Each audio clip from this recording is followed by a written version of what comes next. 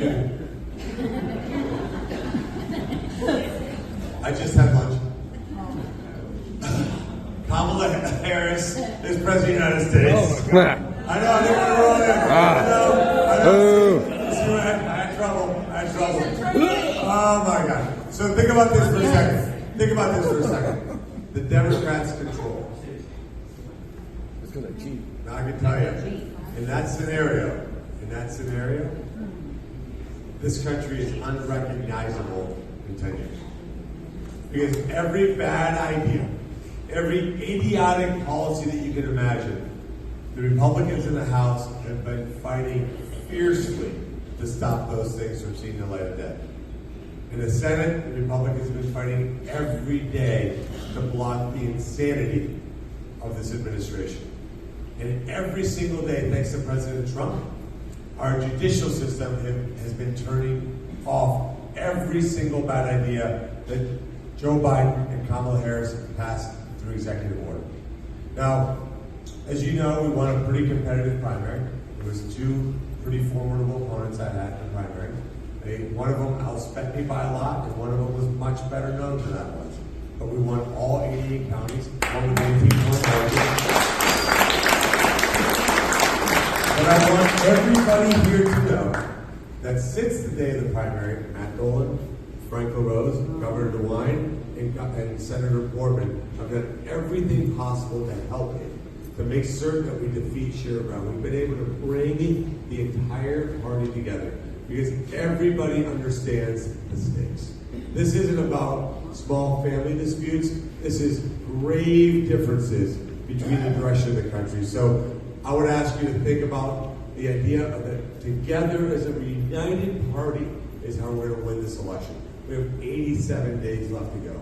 And you and your community, as Auditor Faber said, you are the people that people go to and go, I don't pay attention to politics. You tell me. Those are the people at church, in your family, in your community, at the VFW, at restaurants, at the grocery store, where people will stop you and ask you for your thoughts and your opinions. And I'm going to do something that's probably not what you want to hear because you already work so hard in this community to fight for conservative ideas, but we all have to work even harder for the next 87 days. It doesn't seem possible that we could put out more effort because all of you in this room already do so much, but this is what we're called to do. Now, what gives me energy, what makes me get out of bed early, and last night went to sleep at 11:45 at night after having done 7 stops in different corners of Ohio, what motivates me is the people that came before us. The people in 1776. Imagine what that conversation was, right? What was that conversation? We said, well, we're sick of this king. We're sick of this person that takes away our rights. What are we going to do about it? We're going to overthrow a king. What do we got? They have ships. They have armies. They have hundreds of thousands of soldiers, and yet they didn't. And then during the Civil War, the idea that it was, by the way, radical Republicans, because that's what the Democrats called them, radical Republicans, that said slavery is wrong. We're going to keep this country together, and we're going to end this scourge of slavery. You know who's on the other side fighting? The Democrats. Yeah. But the radical Republicans. Doesn't that sound a lot like MAGA Republicans? Yeah. Like MAGA Republicans? Yep. Look up that term. Later, pick up your phone and Google Radical Republican Civil War. That's what they called them. They called Abraham Lincoln a radical Republican. So when your friends call you that, embrace it. Because I'm radically committed to making certain that this country is a great nation that is about freedom and prosperity and a beacon for the rest of the world, where we, the people, get to decide how we're to live our lives. So yes, if that's radical, count me in. And then, World War II. Look at what our forefathers did for that. The kids, and they were kids, that stormed the beaches of Normandy to end fascism around the world. Look, what do we have to do? You have to get made fun of on social media. You have to have your neighbor say that you're a fascist, racist, sexist, misogynist pig. Okay.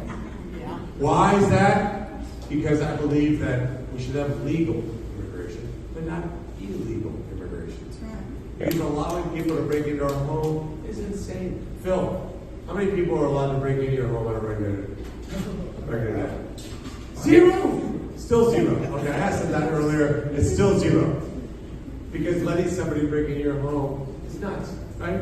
It's crazy. It's not happening. Now let me ask you a question. In your wildest imagination, if you did allow people to break into your home, would you take better care of them than your own family? Yeah. No. Because that's insane. But hold on, let's keep this analogy going. America's our home, is it not? Are we not letting millions, actually 10, 12 million people in the last 3.5 years break in our home? Did we not do that? That's the Third Right? Amendment. How corrupt and how twisted and how Amendment. sick is Washington, D.C. to allow that to Yeah. happen? But again, even worse, they've taken better care of the illegals than they take care of our own fellow citizens. Raise your hand in this room if you serve this country in the United States military. Raise it proudly. Let's give them please a huge round of applause. Please round of applause. Thank you. Thank you. There's 35,000 of your fellow veterans that go to sleep every night without a home. 35,000.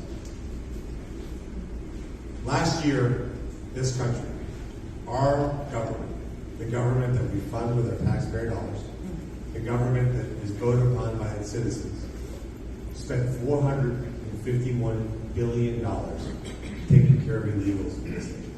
$451 billion. You have two great state representatives here, Rodney Creech and Phil Plummer. Let's give them a round of applause. I know these two guys, they work tirelessly every day for you.